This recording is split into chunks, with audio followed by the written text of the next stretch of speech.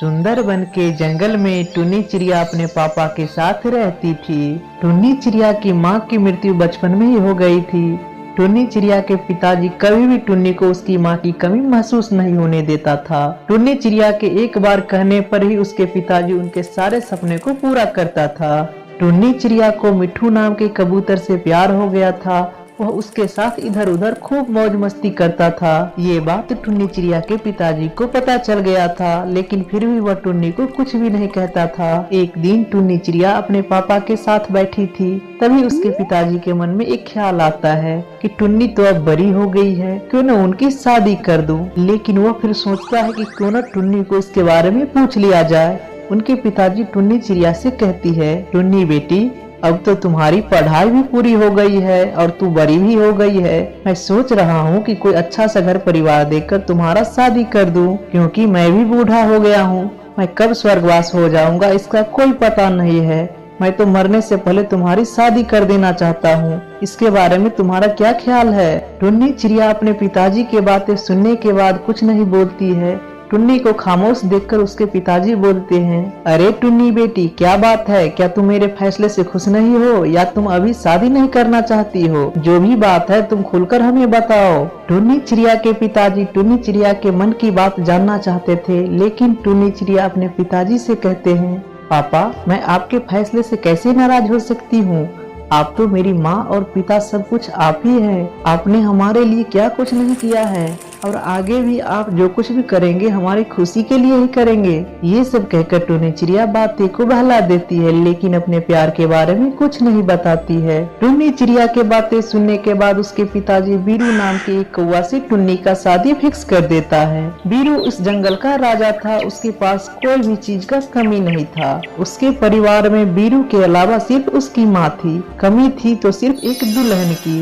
बीरू कौवा टुन्नी चिड़िया से बहुत ही धूमधाम से शादी रचाता है। शादी के बाद जब वह टुन्नी चिड़िया के कमरे में जाता है तो बीरू देखता है कि टुन्नी चिड़िया मुंह घुमाकर पीछे की ओर बैठी थी। ये सब देखकर बीरू कौवा टुन्नी से कहती है, अरे टुन्नी, आज हमारा शादी का पहला रात है और तुम मुंह घुमाकर पीछे की तरफ बैठी हो। मैं तो इधर हूँ, तुम जरा पीछे मुड़कर तो देखो। बीरू कौवा के बातें सुनने के बाद भी टुन्नी चिड़िया पीछे मुड़कर नहीं देखती है। इसके बाद फिर बीरू बोलता है, अच्छा, तो लगता है तुम ऐसे नहीं मानोगी, तुम्हें किसी और तरीके से मनाना पड़ेगा। तो सुनो, मैं तुमको एक अच्छा सा गिफ्ट देना चाहता हूँ। बोलो तुमको कौन सा गिफ्ट चाहिए? तुम जो बोलोगी वह तुम्हारी हो जाएगी। बीरू कौवा के बातें सुनने के बाद टुन्नी चिड़िया बोलती है, अगर आप हमको कुछ देना चाहते हैं तो सुनिए, आप आज रात कहीं और जाकर सो जाइए, क्योंकि मैं आज अकेली रहना चाहती हूँ। टुन्नी चिड़िया ये बात इसलिए बोलती है क्योंकि उसको बीरू कौवा बिल्कुल भी पसंद नहीं था। वह रात में मिट्ठू कबूतर से मिलना चाहती थी, लेकिन बीरू कौवा टुन्नी चिड़िया के बातों को बिल्कुल भी बुरा नहीं मानता है और वह टुन्नी चिड़िया से कहता है, अच्छा टुन्नी, तो तुम आराम से सो जाओ, मैं दूसरे कमरे में जाकर सो जाता हूँ। बीरू कौवा वहाँ से चला जाता है।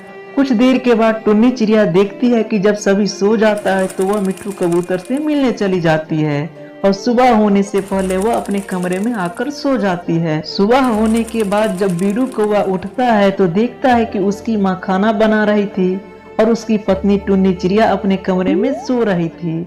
ये सब देखकर बीरू अपने माँ से कहता है, माँ, टुन्नी अभी तक सोई रही है, अब तो 10 बज गया है, मैं टुन्नी को उठा देता हूँ। अरे बेटा, सोने दे बहू को, रात में बहू देर से सोई होगी, खाना बन जाएगा तो मैं बहू को उठा दूंगी।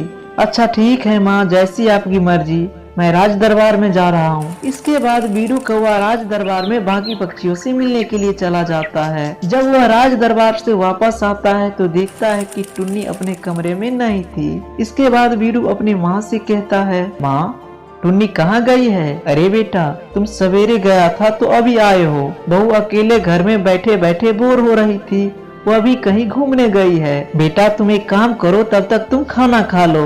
इसके बाद शाम हो जाता है। तब तक टुन्नी भी मिट्ठू से मिलकर घर आ जाती है। बीरू कौवा को टुन्नी चिड़िया की चाल चलन देखकर कुछ अजीब लगता था, लेकिन फिर भी बीरू टुन्नी से कुछ भी नहीं कहता है। ये सब कुछ दिनों तक ऐसा ही चलता है। लेट तक सोना, मिट्ठू से मिलना जुलना, बीरू से बात नहीं करना, ये सब देखकर बीरू के माँ को भी कुछ अजीब लगती है। लेकिन कोई भी टुन्नी को कुछ नहीं कहता है। एक दिन वीरू की माँ को तबीयत बहुत खराब हो जाता है। वीरू अपनी माँ से कहता है, माँ तुम आराम करो, मैं तब तक दवा लेकर आता हूँ। वीरू दवा लाने के लिए चला जाता है। तब तक वीरू की पत्नी टुन्नी सोकर उठती है तो देखती है कि उसकी सासू माँ बेड पर सोई हुई थी। वह अपनी सासू माँ के पास जाती है और कहती है, माँ आपने अभी तक खाना नहीं बनाया? अरे बहू, आज मेरी तबीयत कुछ ठीक नहीं लग रही है, आज खाना तुम ही बना लो। सासू माँ की बातें सुनने के बाद टुन्नी गुस्सा हो जाती है और बोलती है, मैं तुम्हारी नौकर नहीं हूँ जो मैं खाना बनाकर तुमको दूंगी। अनाप शनाप कुछ भी बोलने लगती है। इतने में वीरू कौवा भी दवा लेकर आ जाता है और सारी बातें सुन लेता है। वह टुन्नी के पास जाता है और उससे कहती है, अरे टुन्नी, तुम माँ से ऐसे क्यों बात करती हो? तुमको पता है माँ का तबीयत बहुत खराब है। हाँ हाँ जानती हूँ कि माँ का तबीयत बहुत खराब है, लेकिन इतना भी तबीयत खराब नहीं है कि जो खाना बनाएगी तो मर जाएगी। टुन्नी चिड़िया की ये बातें सुनने के बाद वीरू कौवा को गुस्सा आ जाता है। वो टुन्नी को एक चाटा लगा देती है। टुन्नी चिड़िया रोते हुए अपने कमरे में चली जाती है। अगले दिन टुन्नी चिड़िया मिट्ठू कबूतर से मिलने जाता है। मिट्ठू कबूतर टुन्नी चिड़िया को रोता देखकर बोलता है, अरे टुन्नी, क्या हुआ है, क्यों रो रही हो, कुछ तो बताओ। अरे तुम पूछते हो कि क्या हुआ है? आज तो सारी हदें पार कर दिए हैं, हमको बहुत मारा है। मैं आज के बाद वीरू के घर नहीं जाऊंगी, आज के बाद तुम्हारे साथ ही रहूंगी। अरे टुन्नी, तुम एक शादीशुदा हो, शादीशुदा औरत किसी दूसरे के घर रहेंगे तो लोग क्या कहेंगे? हमारे साथ रहने के लिए तुमको हमसे शादी करना होगा, तब हम साथ साथ रह सकते हैं। तो ठीक है, मैं तुमसे शादी करने के लिए तैयार हूँ, बोलो कब शादी करोगे? अरे टुन्नी, तुम एक काम करो, तुम अपने पति से तलाक ले लो और उनके घर से पैसा जेवर सब लेकर आओ, फिर हम सब शादी करके अच्छे से रहेंगे। अरे मिट्ठू, पैसा जेवर ये सब तो गोदरेज में रखा है और इसका चाबी तो हमारे सासू माँ के पास है।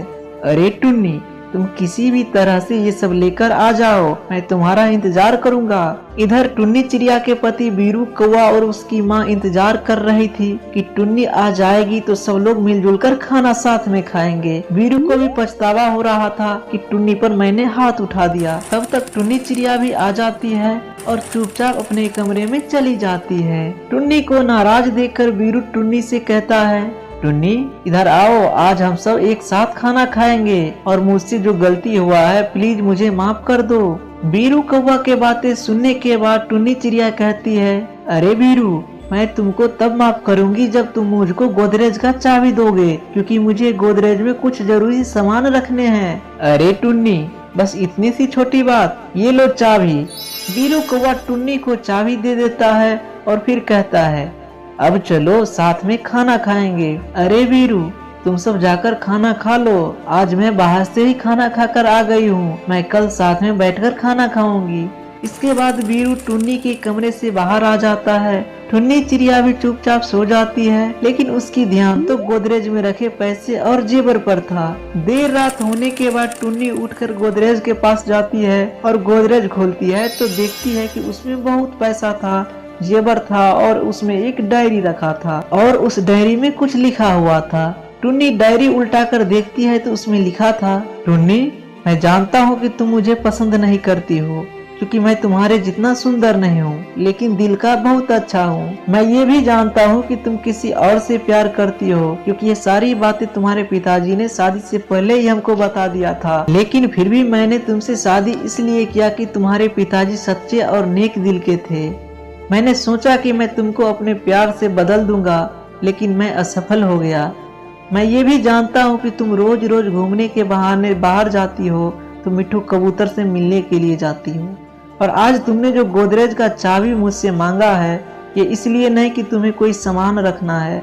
मैं जानता हूँ कि तुम्हें पैसा और जेवर चाहिए, इसलिए मैंने गोदरेज में जेवर, पैसा और तलाक का पेपर भी साइन करके रख दिया हूँ। लेकिन एक बात तुम याद रखना, तुम जिसके प्यार में पागल हो वो तुमसे प्यार नहीं करता है, बल्कि तुम्हारी सुंदरता और जिस्म से प्यार करता है। एक दिन ऐसा ना हो कि तुम्हें ऐसा मोड़ पर खड़ा कर दे जहाँ से तुमको जिस्म खरीदने वाले तो बहुत मिलेंगे, लेकिन सच्चा प्यार करने वाले नजर न आएंगे। अब फैसला तुम्हारे हाथों में है। ये सब पढ़ने के बाद टुन्नी चिड़िया बहुत रोने लगती है और वह समझ जाती है कि वह जो करने जा रही थी वह बहुत ही गलत थी। वह बीरू कौवा का सच्चा प्यार को समझ जाती है और बीरू के पास जाता है और उनसे कहता है, मुझे माफ कर दीजिए, मुझसे बहुत बड़ी गलती हो गया, मैं आपके प्यार को पहचानने में देरी कर दी। इसके बाद बीरू कहता है, अरे टुन्नी, मुझे भी माफ कर दो, मैंने गुस्से में तुम्हें चाटा मार दिया।